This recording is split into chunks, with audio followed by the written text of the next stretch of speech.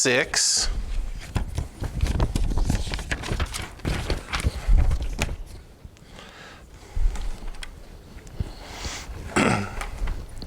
Genesis chapter 6.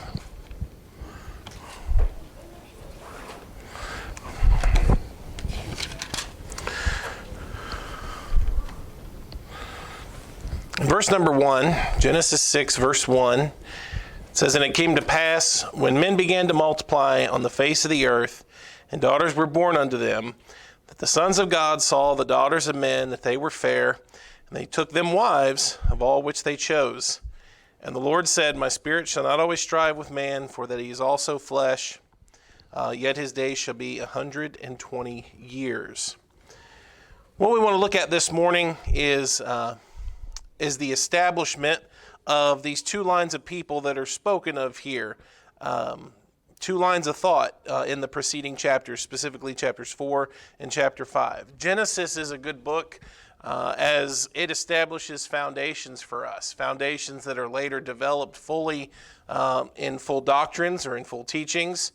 But Genesis, beginning in Genesis 4, you have the detailing of successive events after the incident with Cain and Abel, and that's going to identify two distinct groups of people in this world. Okay, and that's what we want to talk about this morning, are those two different kinds of people and the most important distinction that exists between the sons of men. Number one, of course, let's talk about Cain and Abel. As in chapter 4, we see that after Adam and Eve had sinned, after they had fallen in the garden, they began to bear children. It tells us in Genesis 4, verse 1, it says, Adam knew Eve, his wife. She conceived and bare Cain and said, I have gotten a man from the Lord. And she again bare his brother Abel. And Abel was a keeper of sheep, but Cain was a tiller of the ground. And it came, in the process of time, it came to pass that Cain brought of the fruit of the ground an offering unto the Lord. And Abel, he also brought of the firstlings of his flock and of the fat thereof. And the Lord had respect unto Abel and to his offering, but unto Cain and to his offering he had not respect. Both of these sons, of course, we know brought an offering before the Lord. This begins a very familiar story for us, one that we're all aware of. The Bible tells us that Abel and his offering were accepted. Cain and his offering were rejected. But you'll notice there that it says, in verse number 4, it says, And the Lord had respect unto Abel and his offering, but unto Cain and to his offering he had not respect. You want to remember there that the distinguishing is not just between the two things that were offered. The distinguishing is between the two individuals. Cain and his offering were rejected. Abel and his offering were accepted. Now why? Why were Abel and his offering accepted? Well, there's a couple of simple answers for that. The first one being that his offering matched the one that God had already pre-appointed. We remember back in Genesis chapter number 3, when Adam and Eve had sinned, when they had fallen, when they had disobeyed. And tells us in Genesis 3, verse 21, Unto Adam also and to his wife did the Lord God make coats of skins, and he clothed them. So that is the first example that we have where Adam and Eve were clothed. They were clothed by the sacrifice of an animal. Those skins were taken, those coats were taken to cover them. Abel's offering matches the approved offering that God had already established. We also learn in the book of Hebrews, chapter 11,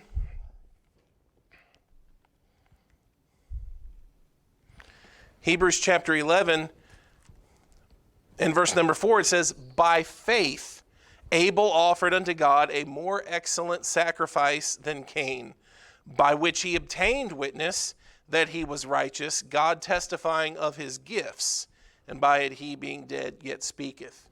Abel's offering, we are told, was made by faith. Okay, so those are the two simple ways, two distinct ways you can tell why Abel and his offering were accepted. It was done by faith, and it matched that which God had already appointed, that which God had already showed the example of himself. Now, why was Cain's offering rejected? Again, the simple answer is that his offering did not match the prototype. There were differences in the offering that Cain had brought. Now, I don't know that I want to challenge his intentions per se. I believe, when you look at Cain and the offering that he brought, it's clear that Cain brought something that he had worked very hard for, right? Genesis 3 verse 17 tells us that after Adam and Eve fell, it says, because thou hast hearkened to the voice of thy wife and hast eaten of the tree of which I commanded thee, saying thou shalt not eat of it, cursed is the ground for thy sake. In sorrow shalt thou eat of it.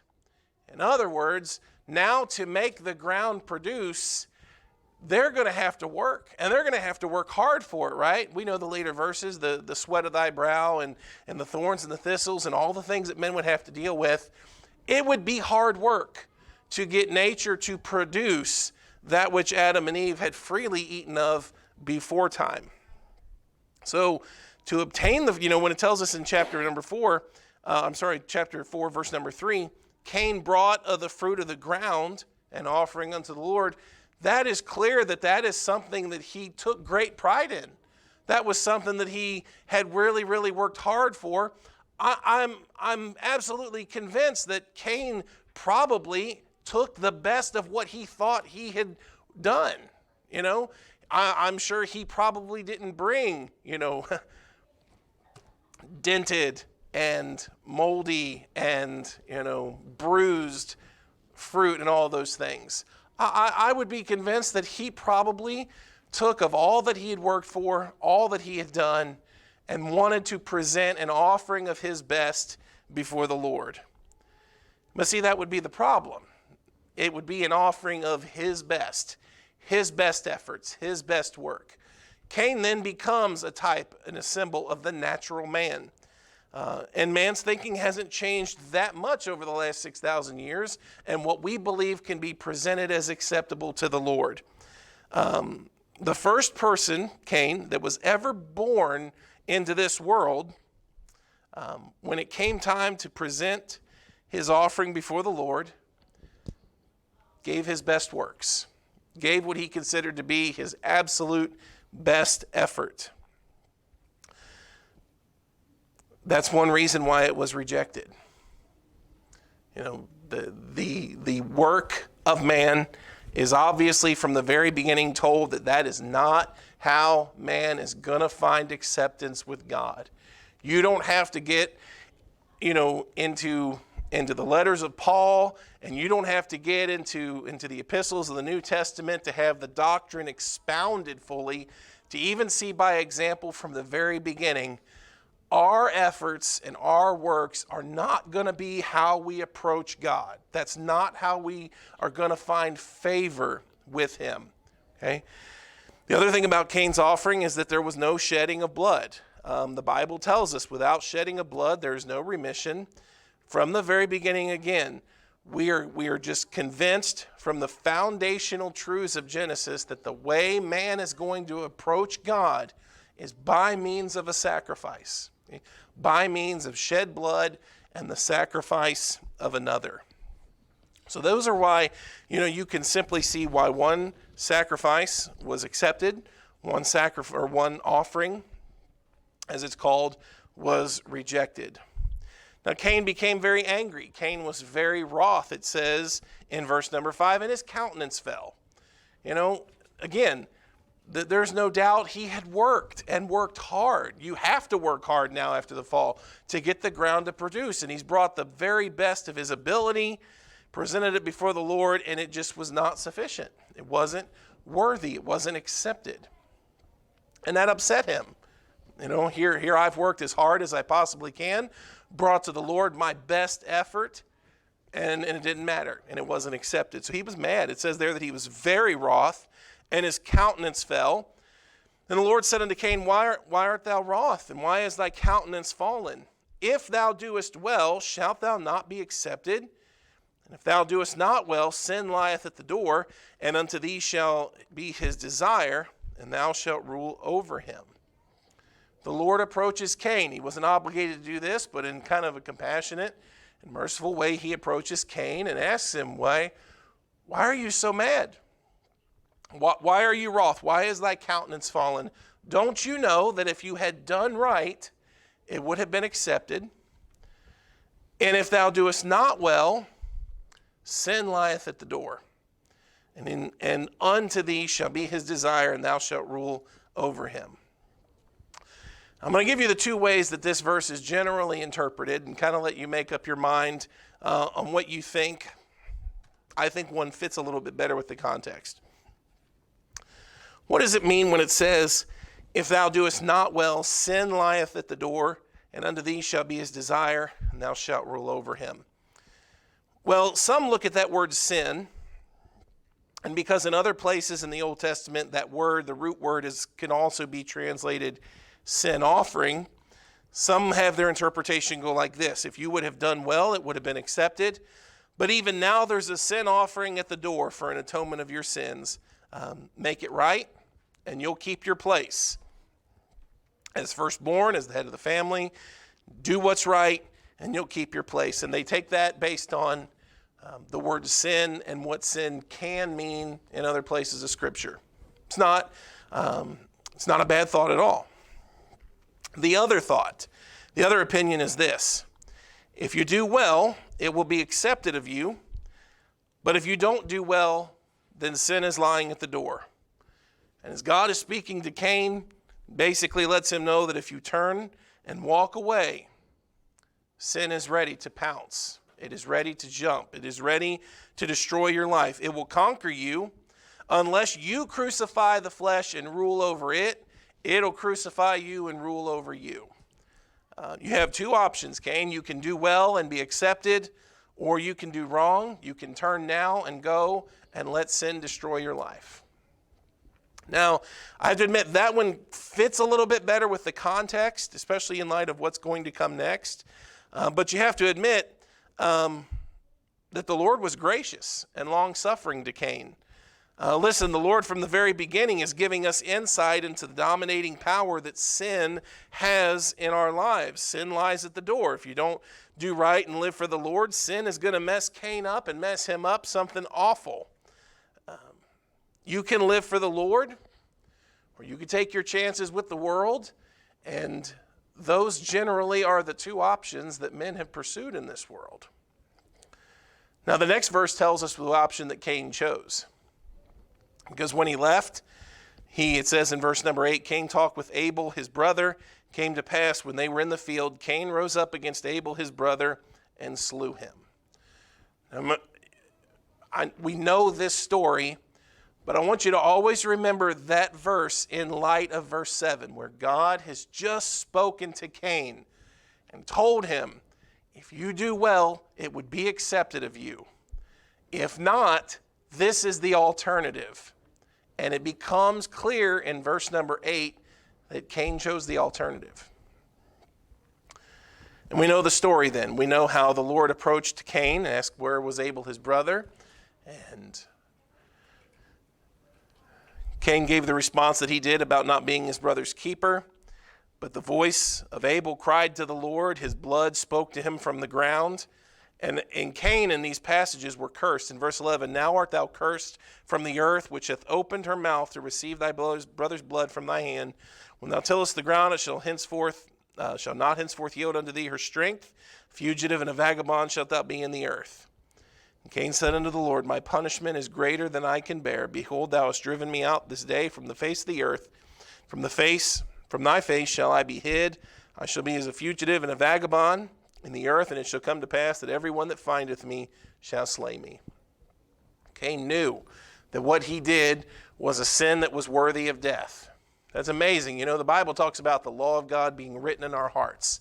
You know, we often wonder about, you know, what about those that have never heard? You know, what about people that have never heard or don't even know what the Ten Commandments are? Cain had never heard of the Ten Commandments. He didn't know that someday etched in stone would be 10 moral principles of the foundation of God's, you know, holiness and righteousness. But he knew exactly what he had done, and when God pronounces a curse and sends him as a fugitive and a vagabond, he knows people are going to be gunning for me. People are going to find out what I did. They're going to execute vengeance on me, and they're going to kill me. Of course, the Lord protected Cain. He put a mark on him and promised him safety. The Lord was not going to allow human vigilante justice. Civil government had not yet been established and wouldn't be until after the flood.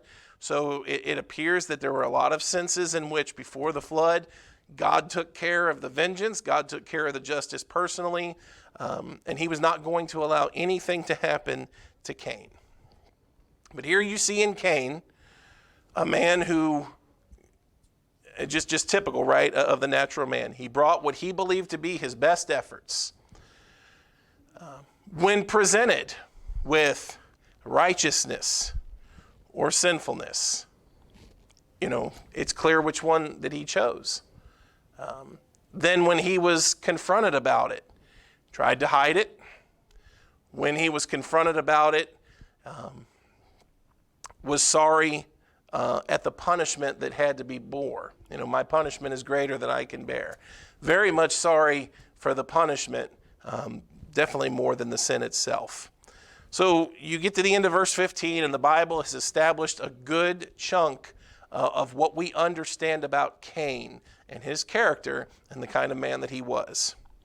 Now, number 2, let's talk about Cain's descendants, because it says in verse 16, Cain went out from the presence of the Lord and dwelt in the land of Nod on the east of Eden. And Cain knew his wife, and she conceived and bare Enoch. And he builded a city and called the name of the city after the name of his son Enoch. Now, that's not the same Enoch, that you're going to read about a little bit later, the more familiar Enoch. But it says, unto Enoch was born Irad, and Irad begat Mehujael, and Mehujael begat Methusael, and Methusael begat Lamech. Also not the Lamech that you see later in Genesis. But it says that Lamech took unto him 2 wives, and the name of the one was Ada, and the name of the other was Zillah, and Ada bare Jabal. He was the father of such as dwell in tents, and of such as have cattle. His brother's name was Jubal. He was the father of all such as handle the harp and organ. And Zillah, she also bare Tubal-Cain, an instructor of every artificer in brass and iron. And the sister of Tubal-Cain was Naamah. And Lamech said unto his wives, Ada and Zillah, hear my voice, ye wives of Lamech. I've never talked to Mandy that way. Hear my voice, wife of Philip. Hearken unto my speech. For I have slain a man to my wounding, and a young man to my hurt.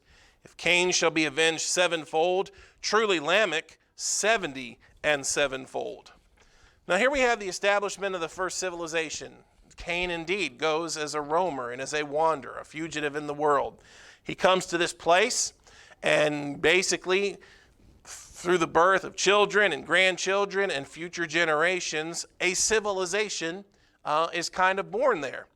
And you see that there, as this civilization grows, you just kind of look at some of the folks that were born, people that began to excel in things, right? It tells us about Jabal, who was the father of such that dwell in tents. It talks about, how they raised cattle. And then we're told about verse 21, Jubal. We got Jabal and then Jubal. The father is such as handle the harp and the organ. Very much inventive and creative in music and artistry and very, very talented. It tells us in verse 22 about Tubal-Cain and how men began to understand how to work with brass and iron. People were very inventive and creative. Again, I use those words to kind of tell you about that civilization. You seem to have a very, the basics of society starting to be built. Here's the interesting, though. From verse 16 down through verse 24, there's something really interesting that's missing. You know what it is? There's no mention at all of the Lord. There's no mention of of course, there's no mention of any sacrifices. There's no mention of any spiritual things at all. Cain has left as a fugitive, and he has built a society, and he has built a civilization wherein men are strong, and men are creative and inventive, and men are building good functional works of society. But there's no thoughts of spiritual things. There are no thoughts of the Lord. In fact, you get down to this man named Lamech, and you actually begin to see in him that there is still those thoughts of what? Pride. There's no fear. Lamech, he brings his wives and feels confident that in pride he could say, you know what? I've slain a man to my wounding. And he says that, if Cain was avenged sevenfold, I'll be avenged 70-fold. That's a very prideful way to look at life. That's a very, very weird way to be confident in yourself to the point that, you feel confident that you could do something like that, and I would surely be avenged. Men have felt that they have advanced. Men have felt that they have grown. They feel that they have built a great society, and in a sense they have. You see things about these men, the avenues that men have begun to succeed in. Men are successful, but there's no God. There's no mention of the Lord. There is no spiritual things of concern. The Lord is not mentioned as this civilization is built. And as verse 24 ends, we see a dark course that the descendants of Cain are on. All of that success, all of the artistry, all of the building, all of the cattle, all of the music, all of the things that they excel in, they're on a dark course. They're on a dark path that leads to pride. There's no fear. Lamech is no different than Cain. Now, number 3, let's talk about Seth and his descendants. Because then in verse number 25, it says that Adam knew his wife again, and she bare a son and called his name Seth. For God, said she, hath appointed me another seed instead of Abel, whom Cain slew. Another thing that's not mentioned there from verses 16 down to verse 24 are Adam and Eve. And you would imagine that Adam and Eve would have been beside themselves as they see what became of Cain and became his descendants. Partly because they knew it was their fault. They looked at what they had brought into the world, and I am sure that they blamed themselves. I am sure that they felt a great responsibility for what became of Cain and what became of their grandchildren, their great-grandchildren. Adam lived 930 years. He began to see quite a bit of this. And it had to be a burden to them and a sorrow to them. When Cain was brought into the world, she said, I've gotten a man from the Lord. There are a lot of commentators that believe that in naming him Cain, there was a belief there that he was the promise of Genesis 3:15, that he was the one that was going to be the promised one. Now, it didn't turn out that way. It actually turned out to be drastically different. And then they have another son, though. It tells us here in verse 25, and they name him Seth. For God, said she, hath appointed me another seed instead of Abel, whom Cain slew. And there's a great joy. There was a great joy here in the birth of Seth, as she felt that Abel had been replaced, and another opportunity perhaps was there. And that's when it says in verse 26, and to Seth, to him also there was born a son, and he called his name Enos. Then began men to call upon the name of the Lord. With the birth of Seth, and then Seth and his descendants, men began to call upon the name of the Lord and were called by the name of the Lord. There's two interpretations there to that verse. Both really are fitting, is that men began to call upon the name of the Lord and were called by the name of the Lord. There is a vast distinction between what happens in chapter 4 with Cain and his descendants versus what happens to Seth. And then as he begins to have children, and men begin to call upon the name of the Lord. In chapter 5, we begin to read about Seth, and again, this is another parenthesis, but about Seth and his descendants, and this is where we get into names that we are very familiar with.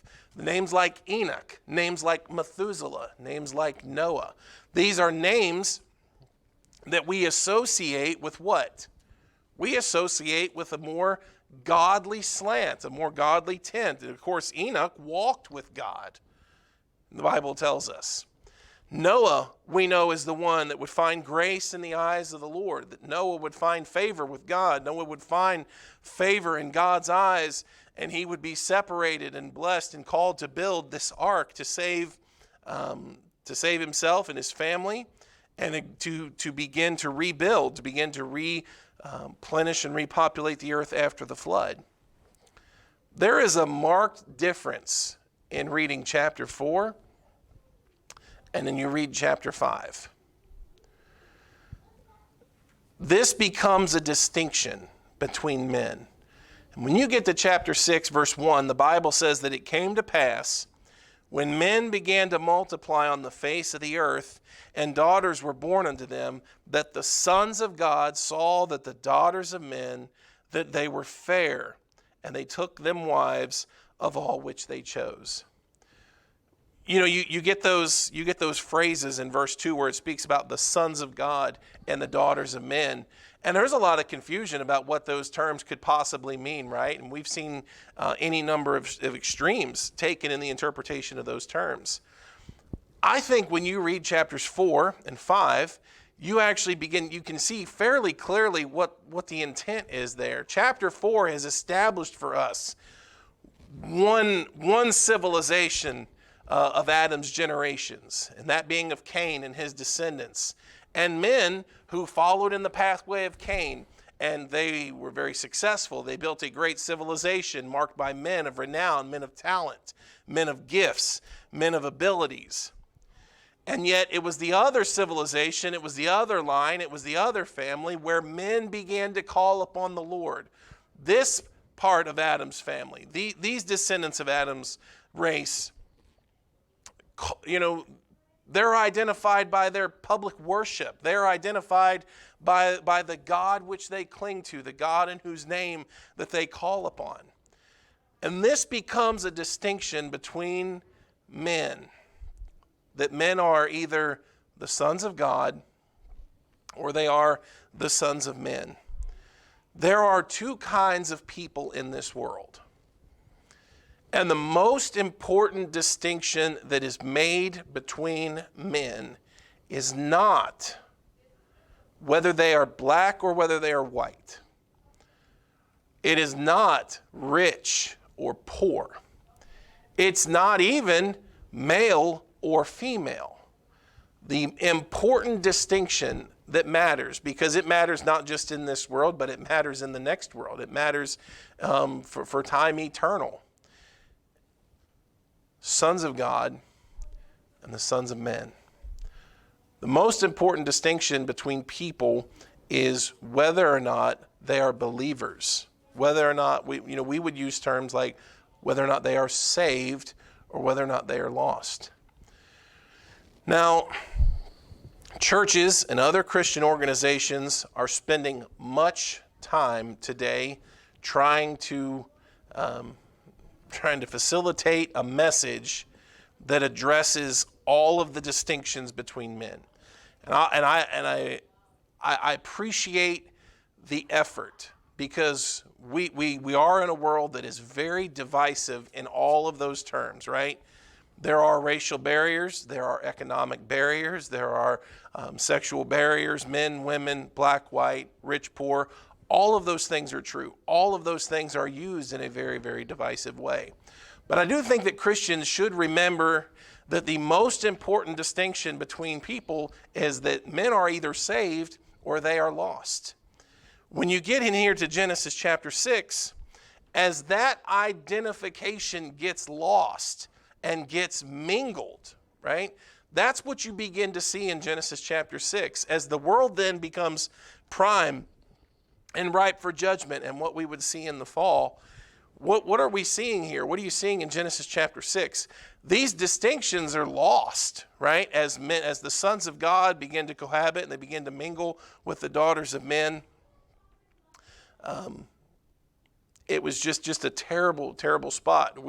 We believe strongly that it's important for those that claim the name of the Lord Jesus Christ to continue to raise up godly seed, that continue to raise up folks that would call upon the name of the Lord. Obviously, the Lord has to put it in minds and hearts. The Lord is the only one that can save a soul and can save a sinner. That's not what I'm getting at here with that. As much as, we would look at the responsibility of our families to try to raise them up in a godly way. There are two kinds of people in this world. When you read in Genesis chapter 6, you begin to see a distinction that is going to be used. It's interesting, the phrase there, sons of God, and of course, there are some extreme dispensationalists that because the book of Job refers to sons of God, he talks about angels and calls them the sons of God, that's kind of been applied to this passage, which I don't really think has any founding. I think if you read Genesis 4 and in chapter 5, it's clear kind of what he's talking about here. Adam had two sons. And of course, Cain and Abel are the sons that we remember. They're the one who have great emphasis. And that story of Cain and Abel establishes what we know of Cain and his character. And then the rest of chapter 4 develops what became of him and his family. And then another son was born, and the Bible develops what became of him and his family. This becomes the great, great distinction between men. In our message to people, and as we present the gospel to folks, as we try to tell folks about salvation, about what Jesus Christ has done, that is the message that we take that goes across all the other barriers that people are trying to fix. I'm not saying that those problems don't exist. They absolutely do. I appreciate folks that are working hard to try to rectify some of those things. But the gospel message transcends all of that. It goes across all of those barriers because it gets to what the important distinction is between men. You are either saved or you are lost. There is a destination for all of us someday. Every man is an eternal soul now, and he will spend that, and that eternal soul will be spent forever in the presence of God or away from the presence of God, in eternal glory or in eternal perdition. So our message and our emphasis, as we see established from the foundational truths here in the book of Genesis, there are two kinds of people in this world. And the most important distinction that we make when we say that is that there are believers and there are non-believers. That is what our message is about. That is who our message is to. We're not trying to fix all of the other divisive issues that come between individuals. I actually think that when men come to know Christ, I think the gospel message secondarily can fix a lot of those things. But man's preeminent need is to know that he's lost. Okay? There's two kinds of people. There are saved and there are lost. All right. Let's go ahead and close there and we'll have a word of prayer.